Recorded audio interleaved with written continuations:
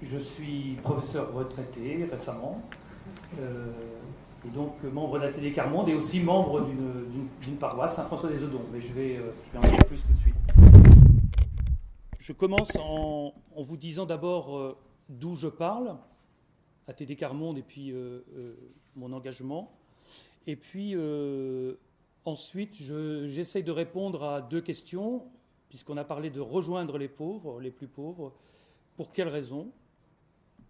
Et puis, cette question du comment, je ne prétends pas y répondre totalement, évidemment, mais peut-être donner quelques pistes qui viennent de ce que j'ai appris avec mon engagement à ATD Carmonde. Bon, j'ai pas de leçons à donner à personne, juste j'ai beaucoup de passion à vouloir partager des choses auxquelles je crois et que j'ai apprises. Alors d'où je parle, le mouvement ATD Carmonde, j'en dis quelques mots. En 1957, le père Joseph Wresinski a créé ce mouvement dans un camp de Noisy-le-Grand qui avait été créé suite à l'appel de l'abbé Pierre. Joseph Wresinski, un prêtre catholique, est arrivé comme aumônier dans ce camp. Il a eu une conviction: rien ne changera tant que les pauvres eux-mêmes ne prendront pas leur destin en main et tant qu'ils ne trouveront pas une place là où se réfléchit et se décide l'avenir du monde. Avec les familles du bidonville, il a créé une association qui est devenue ensuite ATD Carmonde. Il avait vécu dans la misère, il en avait tiré la conviction que l'assistance et l'humiliation enfermaient les pauvres, et dans le camp, il a remplacé les distributions par un jardin d'enfants, un salon de beauté et une bibliothèque. Des femmes et des hommes l'ont rejoint dans ce camp et ont proposé leurs services, mais à eux, il a demandé de soutenir les efforts que faisaient les familles du camp, et il leur a demandé aussi d'apprendre d'elles. Vous avez peut-être vu le film Joseph l'Insoumis, qui est sorti il y a quelques années, de Caroline Glorion. Ça donne une bonne idée de cette époque. Joseph Wresinski a entraîné ATD Carmonde dans un combat éminemment politique. On peut citer l'instauration du RMI, la CMUC, la loi contre les exclusions, la loi Dallot pour le logement. Aujourd'hui, la reconnaissance de la discrimination pour raison de précarité sociale, qui sont parmi les grands combats qui ont été menés en France. Si je cite ça, ce n'est pas pour vanter les mérites d'une association, de mon association, mais c'est pour mettre en valeur l'engagement de nombreuses personnes pauvres au sein de cette association, et en particulier, par exemple, dans les universités populaires Carmonde. Dans le même temps, l'opinion publique est interpellée pour voir dans les très pauvres non pas des personnes coupables de leurs conditions, mais des victimes de violations des droits. Pas seulement des victimes, mais des acteurs de l'accès aux droits pour tous.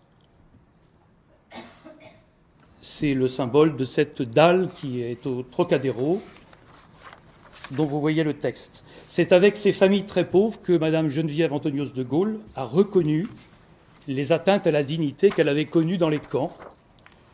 C'est dans le combat de ces familles qu'elle a prolongé son engagement pour résister à tout ce qui déshumanise l'homme. Au sein de ce mouvement, depuis 35 ans, j'ai eu différents engagements. En particulier, j'ai animé l'Université populaire Carmonde avec 3 autres personnes pour la Normandie. Cette université populaire continue à se réunir juste derrière dans la salle Jamais. Et voilà quelques personnes pour cette université. Alors, pour terminer la présentation sur moi-même, je suis un catholique engagé depuis 4 ans dans l'équipe d'animation pastorale de ma paroisse, Saint-François-des-Eudons. Ici, je ne représente pas ATD ni encore moins les pauvres, mais je parle comme un militant concerné par ces 2 engagements, et je voudrais essayer de vous dire quelques petites choses qui me semblent utiles. Rejoindre les plus pauvres, pourquoi ? On a tous des convictions qui peuvent nous permettre de dire pour la justice et la fraternité. Et quand on est chrétien, sans doute, on dit pour partager avec les pauvres un trésor qu'on ne peut pas garder pour nous. Mais est-ce qu'on cherche à intégrer les pauvres dans le monde tel qu'il est?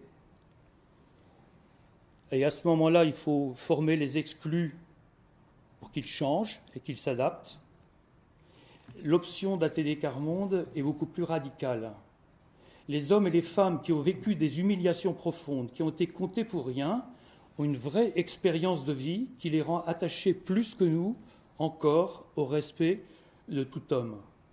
Ceux à qui on a toujours dicté ce qu'ils devaient faire savent le prix de la liberté et de l'autonomie. Alors il s'agit d'apprendre d'eux, d'apprendre avec eux. C'est inventer alors et construire un monde différent où les plus exclus auront une place essentielle. Il ne s'agit plus de réduire la pauvreté, mais de détruire la misère. C'est bien de détruire la misère qu'il s'agit. Le père Étienne Grieux, auteur du livre « Un lien si fort » aux éditions de l'Atelier, exprime cela comme croyant. L'engagement avec les pauvres est souvent vu par les chrétiens comme une conséquence de leur foi. Je crois en Dieu, donc pour être cohérent, je m'engage. Pour Étienne Grieux, l'engagement solidaire est plus que cela. Il est ce qu'il appelle un lieu source pour la foi. En m'engageant avec les hommes et les femmes les plus pauvres, c'est le Christ que je rencontre. Cet engagement est pour lui profondément une recherche spirituelle. Comme croyant et comme militant à ATD Quart-Monde, je me retrouve dans cette vision de l'engagement aux côtés des plus pauvres. Parler de recherche spirituelle, ça ne minimise pas pour moi l'engagement social, bien au contraire, ça le fonde. Et puis, les personnes en difficulté avec lesquelles je suis engagé dans une action, par exemple, de relogement, ne sont pas seulement des bénéficiaires de cette action, elles sont aussi des partenaires avec lesquels nous devons chercher à faire avancer le droit pour tous. Elles sont aussi pour moi, comme croyants, sans que je l'exprime forcément, quelles que soient leurs convictions, des personnes qui m'aident à mieux comprendre le Dieu auquel je crois, puisqu'il les aime profondément. Le père Joseph Wresinski a écrit en 1983 un livre intitulé « Les pauvres sont l'Église » aux éditions du Cerf. La question pour lui n'est pas d'inclure les pauvres dans l'Église telle qu'elle est. Il est convaincu que si les pauvres ne sont pas au cœur de l'Église, alors celle-ci perd sa nature profonde. Pour reprendre des mots du père Laurent Lair, dans une présentation de cette soirée, nous sommes dépositaires d'un trésor qui ne nous appartient pas. Mais je crois que nous ne sommes pas les seuls dépositaires de ce trésor. Dans sa lettre, saint Jacques dit « Dieu, lui, n'a-t-il pas choisi ceux qui sont pauvres aux yeux du monde ?» Et plus loin, il dit « Il les fait héritiers du royaume qu'il a promis à ceux qui l'auront aimé. » Enfin, parler de recherche spirituelle ne nous éloigne pas de ceux qui s'engagent sans partager notre foi. Parce que je pense que nous nous rejoignons profondément sur une même vision de l'homme et de sa dignité. Et ça, je peux en témoigner depuis 35 ans au sein du mouvement ATD Quart-Monde, qui est un mouvement non confessionnel où se retrouvent des croyants et des non-croyants. Alors la dernière question, comment rejoindre les plus pauvres ? Je vais juste donner quelques réflexions que j'ai pensées sur ce sujet, mais évidemment la question est très vaste. D'abord, les personnes qui sont autour de nous. Et puis ensuite, j'essaierai de parler de la question de la solitude ou des personnes seules, que l'on dit seules. Autour de nous, il y a des personnes qui vivent très difficilement et on a parfois du mal à les voir. Sur le territoire de ma paroisse, qui correspond à des quartiers, des communes extrêmement privilégiées, globalement, il y a vraiment des personnes qui sont démunies. Je suis très frappé de me rendre compte que pendant de longues années, je suis passé à côté de personnes très pauvres en les ignorant, et même de personnes qui participent activement à la vie paroissiale. Le rassemblement Diaconia à Lourdes a permis de nouvelles rencontres. Parfois, nous avons du mal à les voir parce qu'elles ne correspondent pas à l'idée que nous nous faisons des personnes pauvres. Certaines parce qu'elles ne portent pas les stigmates de la pauvreté, et d'autres au contraire, dont l'habillement, le comportement nous font penser qu'elles sont juste un peu bizarres, volontairement marginales, handicapées. Le discernement dont nous avons besoin entre nous et pour lequel nous invoquons sans doute l'Esprit Saint ne dépend-il que de l'esprit, ou n'est-il pas perturbé parfois par des codes liés à notre propre milieu, nos façons de voir et de penser? Nous sommes déconcertés, voire dérangés par des manières de faire, d'être, de penser qui ne sont pas les nôtres.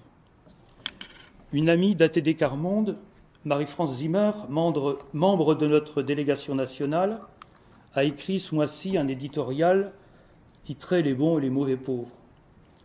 Elle, qui a toujours vécu dans la galère, se demande si elle n'est pas dans les mauvais pauvres, parce qu'elle n'a pas su faire parfois ce qu'on attendait d'elle. La question de la place que nous faisons à ces personnes est, à mon avis, centrale.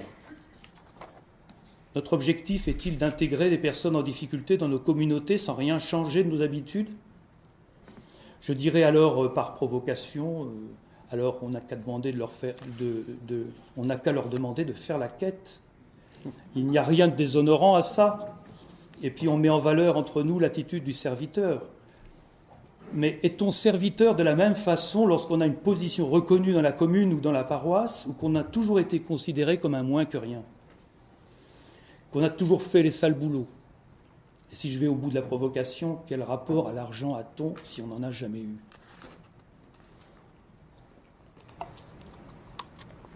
Croyons-nous vraiment que les plus pauvres peuvent contribuer à l'essentiel, c'est-à-dire ceux qui touchent notre foi?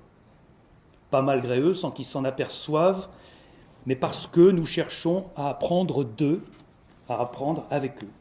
Le rassemblement diaconien nous a donné des exemples de magnifiques contributions de personnes dans la grande pauvreté. Alors maintenant, sur la question des personnes seules, et je terminerai là-dessus, j'ai pensé d'abord que j'avais rien à dire, et j'ai pas... Voilà, je donne juste quelques repères. Je ne veux surtout pas minimiser la question de la solitude ou freiner des initiatives de ceux qui se mobilisent, comme je sais les conférences Saint-Vincent-de-Paul.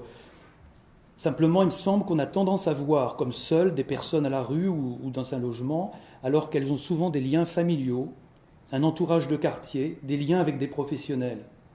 Que ces personnes soient en souffrance parce qu'elles se sentent seules ne doit pas nous faire oublier tous les réseaux de relations essentiels parce qu'inscrits dans le milieu où elles vivent et inscrits dans le quotidien.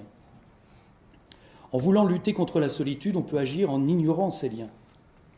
Parce qu'ils sont fragiles, malmenés par la vie, les liens amicaux, familiaux sont difficiles à exprimer pour les personnes en difficulté. Je pense à un homme qui est venu de Roumanie qui m'a dit que sa femme était restée au pays. Mais je ne crois pas que ça soit vrai. Ça touche à l'intime, ça remue des blessures. Combien de personnes en difficulté m'ont dit aussi qu'elles ne pouvaient pas demander de l'aide aux travailleurs sociaux. Que cela soit vrai ou faux, ce n'est pas la seule question, me semble-t-il. Une question qui se pose à nous, importante, me semble-t-il, c'est comment ce que je fais va préserver, soutenir, encourager les relations qui existent déjà. Comment je vais aider au rétablissement du droit en encourageant, en soutenant les démarches vers les professionnels et vers les services publics. Le soutien du milieu de vie et l'accès au droit sont indispensables pour sortir de la grande pauvreté. Si l'on ne tient pas compte de ça, on enferme les gens dans la dépendance. Puis je terminerai par un petit exemple. À notre table ouverte paroissiale, TOP, nous encourageons les personnes à oser inviter autour d'elles. Eh bien, reprenant à sa manière cette proposition, l'une des personnes a récemment invité une des responsables de la table ouverte à découvrir un autre groupe auquel elle participe. Cette heureuse initiative n'était pas tout à fait celle qu'on attendait. Mais voir les personnes en difficulté, pas seulement comme des bénéficiaires, mais comme actrices elles aussi de la lutte contre l'isolement, peut ouvrir de nouvelles perspectives. Je vous remercie. Merci.